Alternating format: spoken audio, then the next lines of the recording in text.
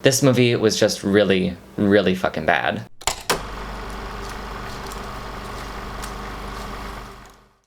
Hey guys, it's Mark and welcome back to Film Roll.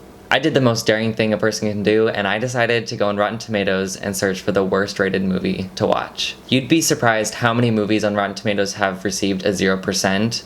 I think I scrolled for hours looking for the movie that I wanted to review, and I definitely found it. Rotten Tomatoes has certified this movie as a perfect 0%, which is absolutely fitting considering what I went through while watching this.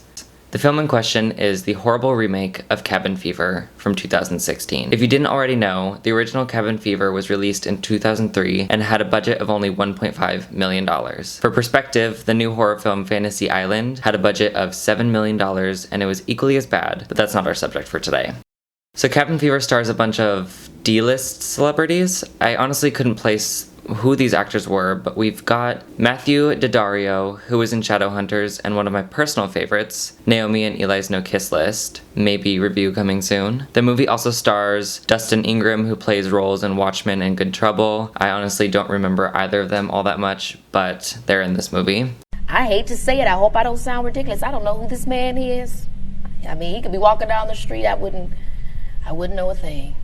Sorry to this man. Despite this movie being awful, I think these actors were dealt a bad hand from the beginning. The script didn't allow them to really show off their acting skills at all, but let's save that judgment for another time. As far as the actual film goes, it was just shit, to put it plainly. The movie starts with the scene of a dog dying, which to the overall plot doesn't really make any sense.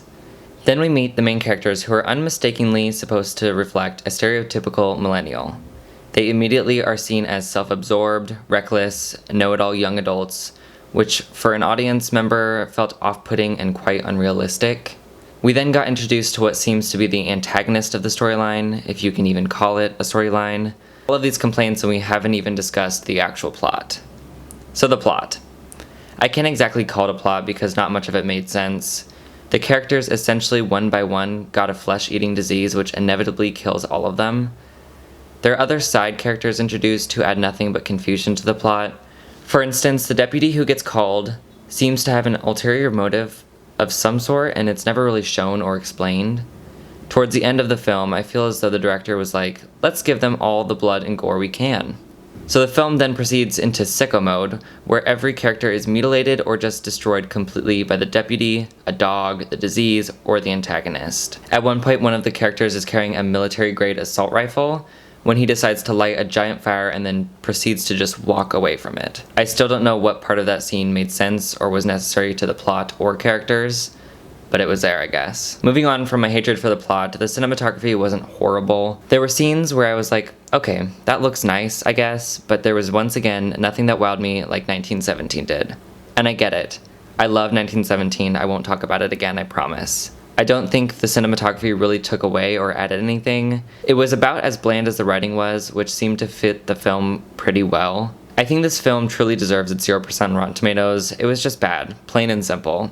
I think there were so many directions it could have taken to be better, but it really just didn't. It's safe to say that I will not be watching another film like this again, but I hope you do end up watching it and letting me know what you think of it. To end on this note, I would like to add that it only made $36,000 in its box office, so clearly it did not draw a whole lot of attention. So that's it for this week, the world's worst movie.